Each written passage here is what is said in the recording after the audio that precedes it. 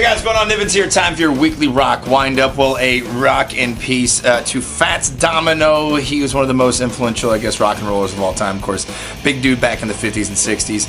Passed away at 89. New Orleans musician. Had a million-selling debut single, The Fat Man, and some credit it as the first ever rock and roll record. So may he rock in peace. Another week, another round of Foo News.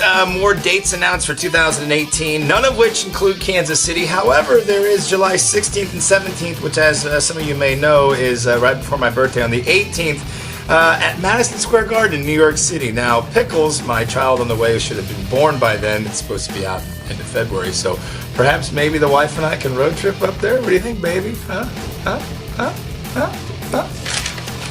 A couple of interesting stories circulating this week. Marilyn Manson's longtime bassist, Geordie White, a.k.a. Twiggy Ramirez, fired from the band after accusations surfaced that he had raped an ex-girlfriend of his back in the 90s. Manson posting up that he has decided to part ways with Geordie White as a member of Marilyn Manson. He'll be replaced for the upcoming tour. He wishes him well. Along that same spectrum, this is sort of a follow-up to a story from a few weeks back.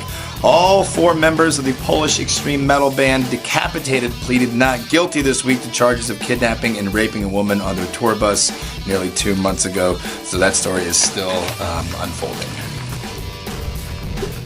And close out your weekly rock wind-up with the Loudwire results from the Music Awards show earlier this week. Just a handful of awards. Stone Sour getting a Hard Rock Artist of the Year. Avenged Sevenfold Metal Artist of the Year. Best Live Band going to Iron Maiden.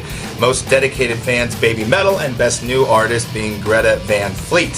Speaking of which, Greta Van Fleet going to be releasing From the Fires, an 8-song double EP on November the 10th. Bullet for My Valentine going to enter the studio November 6th to work on their 6th studio album.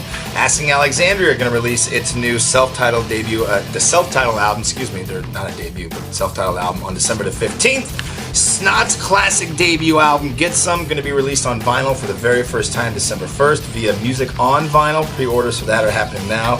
And Tom Waits, one of my favorites of all time, they've got a reissuing of a lot of his great work from the last 20 years, including Mule Variations, Glitter and Doom, live album, Alice, Blood Money, Real Gone, looking to roll out sometime. Looks like it's going to be, the albums are staggered release dates throughout November and December, except for Orphans, which is looking at coming out sometime next year. So I'm Nivens. Thank you very much for tuning into your weekly rock wind-up. Have a great weekend.